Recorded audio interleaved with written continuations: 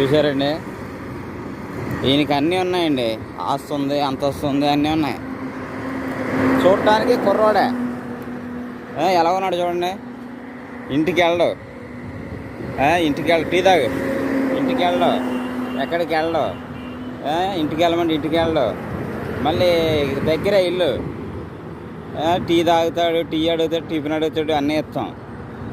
మంచి బట్టలు వేసుకోరా బాబు అంటే వేసుకోడు. బట్టలు చూడండి ఎలా ఉన్నాయా. ఎందుకు అయిపోయాడో ఎందుకు అయిపోయాడో తెలియట్లా.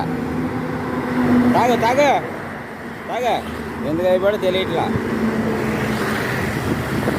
అది ఏం చేస్తాం, ఏ మనిషికి ఏ బాధ ఉందో ఎవరికి తెలియదు. ఆ బాధ అనేది మనసులో పెట్టుకుంటే బయటికి చెప్పలేం. చెప్పినా ఎవరైనా తీరుతారో చేస్తారా, ఎవరైనా చేయలేరు. ఇది పరిస్థితి. దీని పేరు, ఇతను ఆటో తోలేవాడండి, ఆటో డ్రైవరు, మంచి ఆటో డ్రైవర్ అంట. మరి దేనివల్ల అయితే ఎలాగ అయిపోయాడో తెలీదు.